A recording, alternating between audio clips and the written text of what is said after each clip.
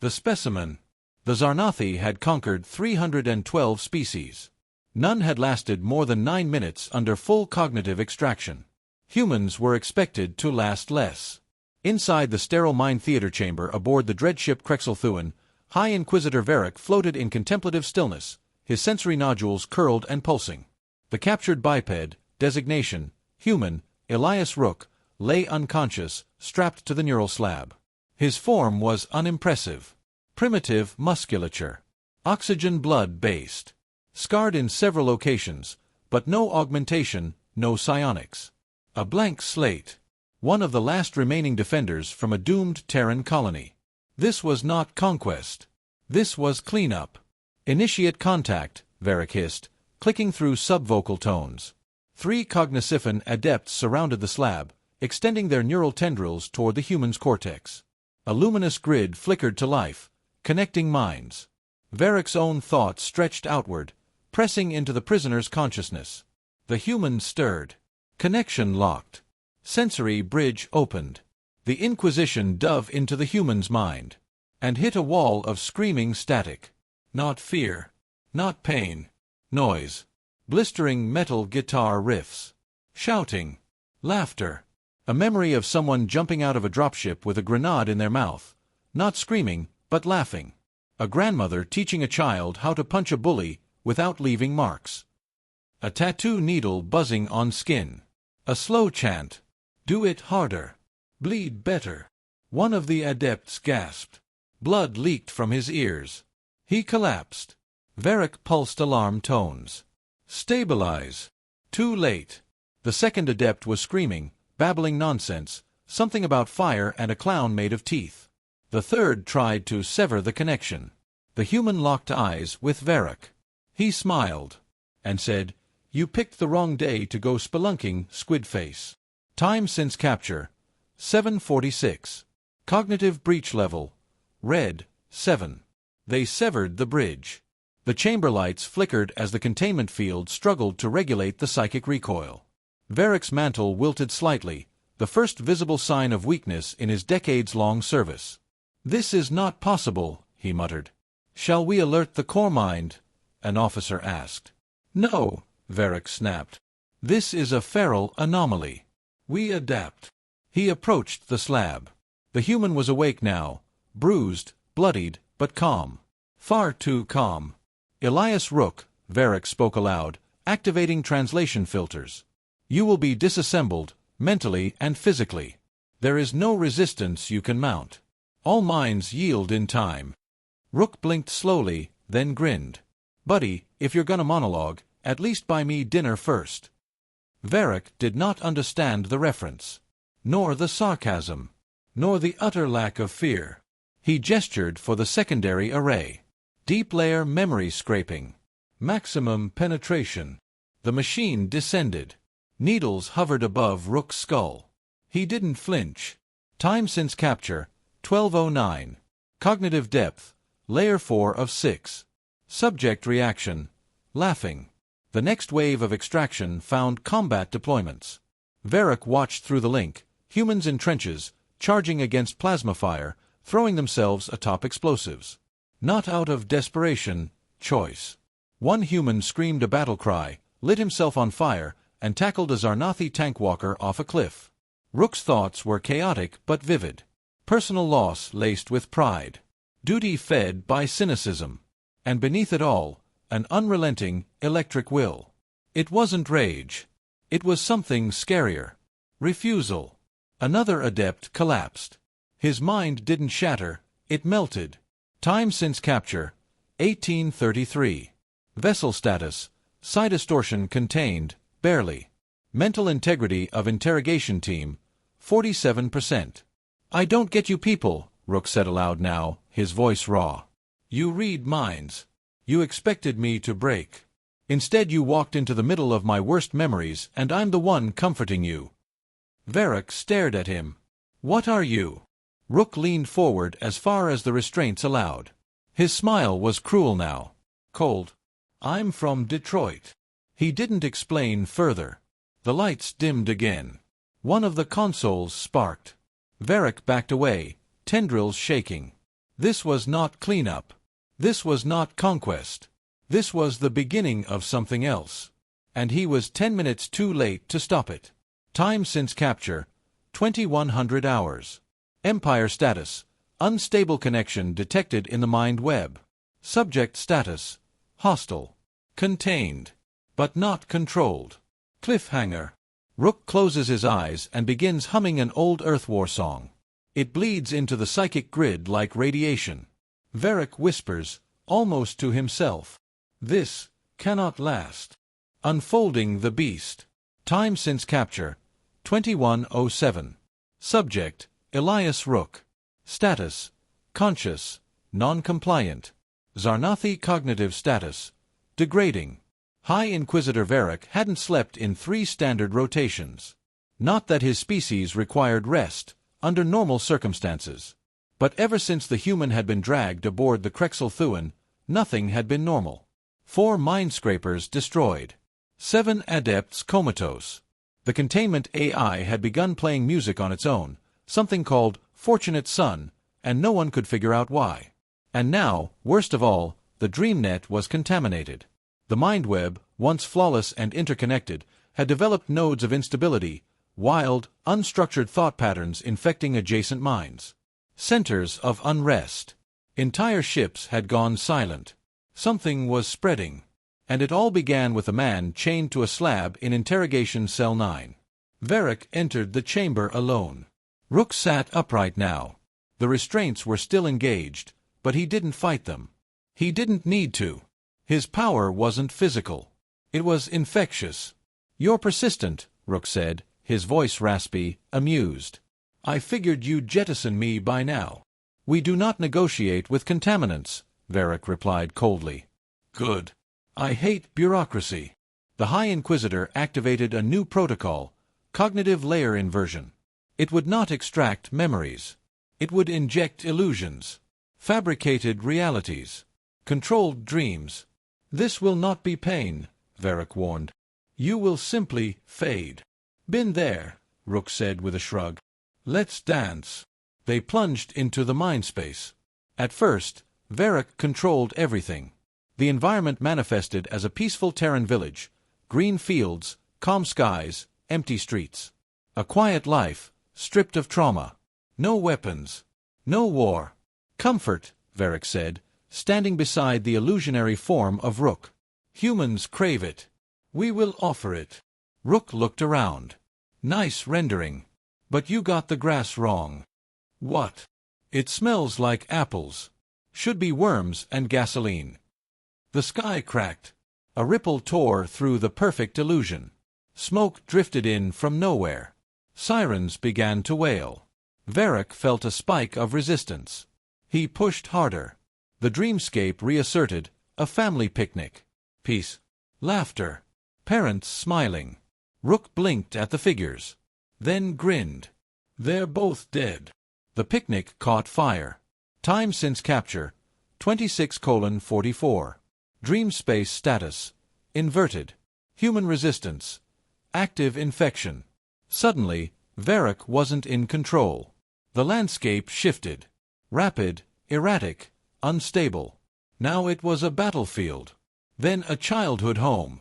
Then a nightmare of impossible geometry, stairs leading to nowhere, teeth in the walls, whispers in forgotten languages. "You wanted in my head," Rook growled. "Let me show you what lives here." Varric recoiled as visions assaulted him. A broken helmet filled with blood. A laughing drill sergeant with a flamethrower. An endless hallway with doors that screamed when opened.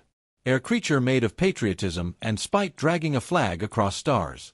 A baby holding a cigarette and reciting Sun Tzu. "This is nonsense." Varric gasped. "No," Rook said softly.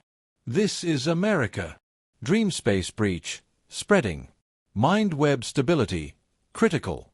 Xarnathi casualties. 3 more mines collapsed mid-link. Back on the bridge, alarms shrieked. Entire sectors of the ship's collective thought cloud were becoming irrational. Officers screamed about parades of fire apes and red-eyed statues whispering freedom.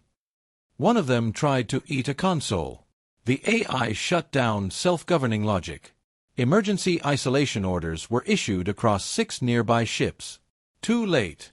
It had spread psychically, through their own interconnected minds. Inside the dream space, Varric fell to his knees. "You're a monster." "No," Rook said. He leaned down close, eyes burning. "I'm a human. You just met one of us on a bad day." The illusion twisted again. They now stood inside the interrogation chamber. Except it was upside down.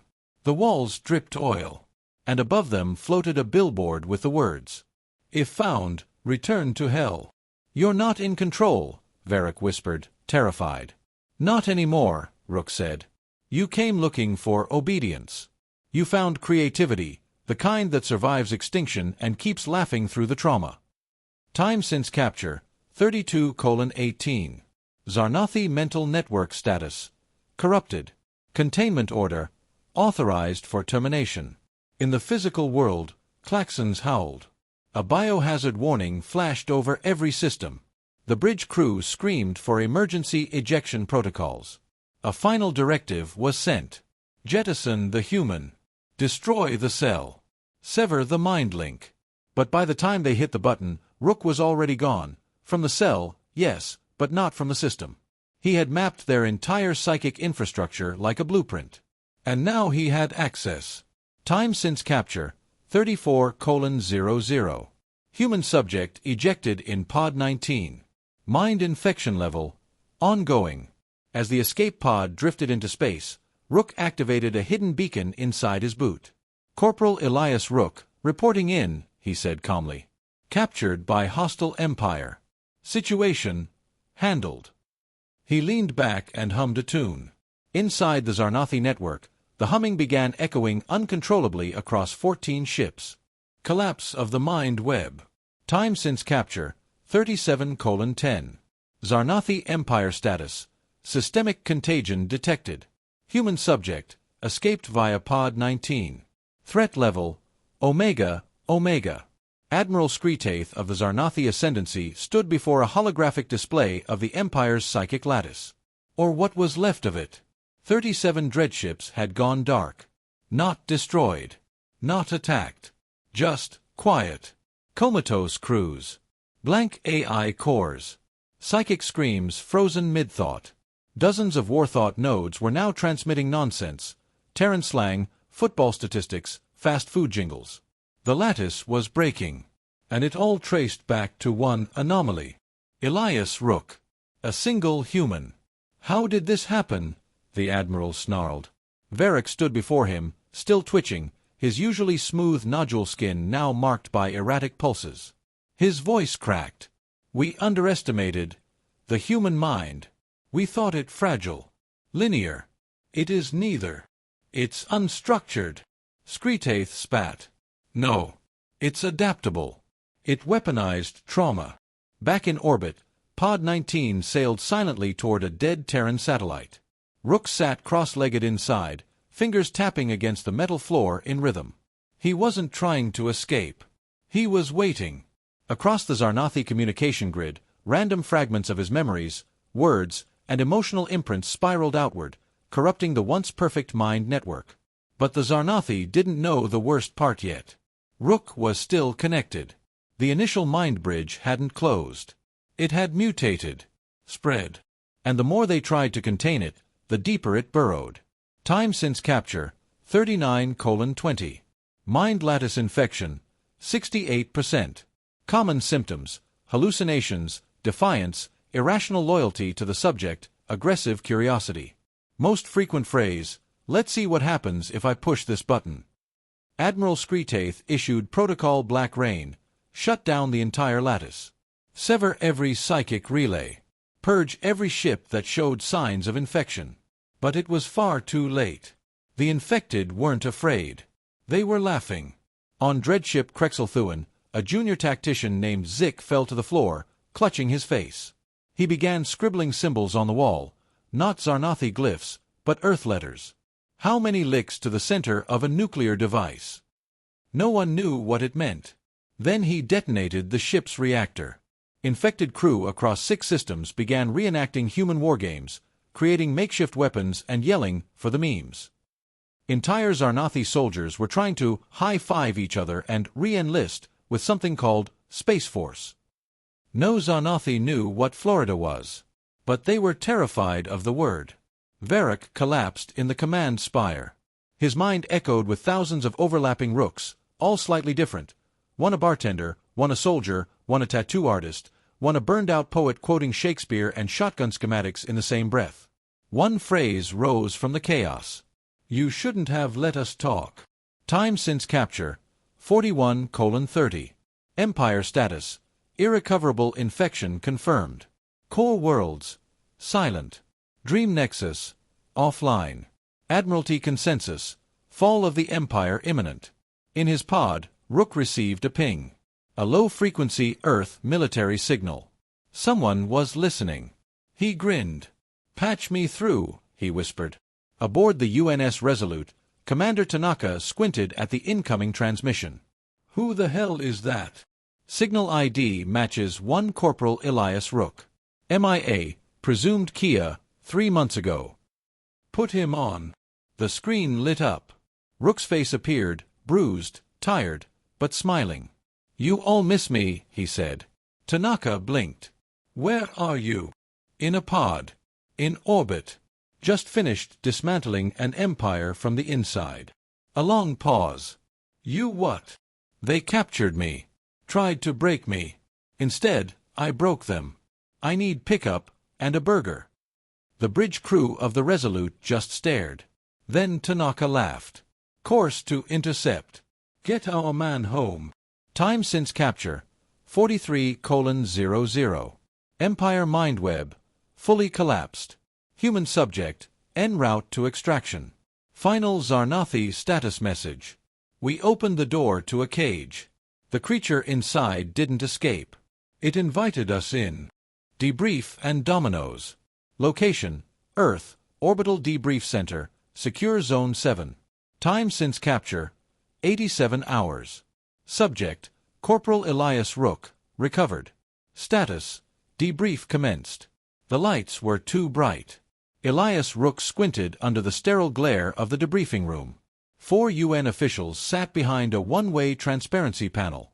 2 psychologists flanked the corner. Cameras watched every blink, breath, twitch of his jaw. They didn't know what to do with him. And honestly, neither did he. He sipped the synthetic coffee. It tasted like chemicals and patience.